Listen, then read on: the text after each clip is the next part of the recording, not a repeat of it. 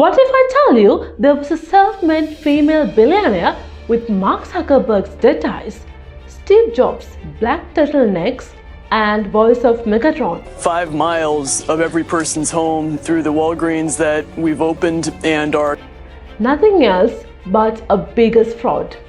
It's the story of Theranos.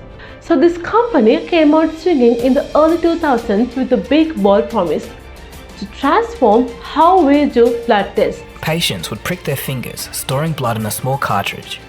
Pushing this cartridge into a machine would run the tests. The Theranos machines envisioned would perform tests on the spot and beam information via the internet to a lab where personnel would interpret the results. The brain behind this was Elizabeth Holmes, a 19 years old with a Stanford dropout story.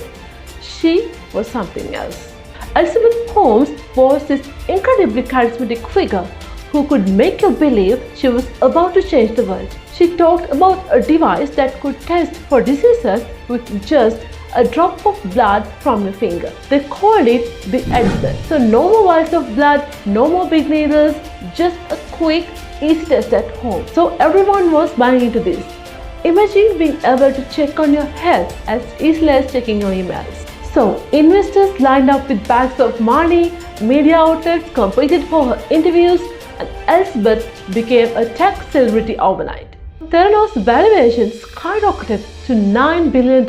Holmes was seen as a genius about to disrupt the entire healthcare industry. There were lavish parties, secret meetings with powerful moguls, and Theranos was the darling of Silicon Valley. But here's where things got tricky. Despite the glossy exterior, the technology just wasn't there. The revolutionary device, the Edison, could barely do any of the things they claimed.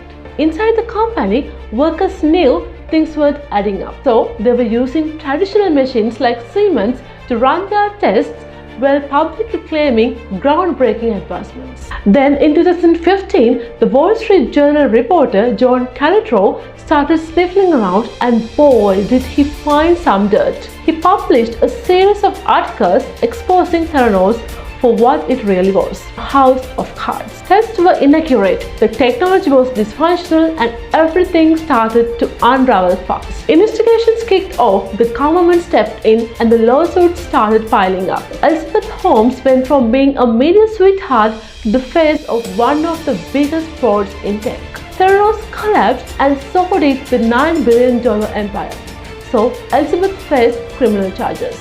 The whole Theranos saga is a textbook example of how far hype can carry you, and also how spectacularly it can crash when the truth comes out. It's a reminder to look always beyond the flashy presentations and the charming founders. So next time you hear about a groundbreaking gadget that sounds too good to be true, maybe take a moment to wonder if there's a real deal behind the sparkle. So follow me for more interesting facts like this. I'm Dr. Priya.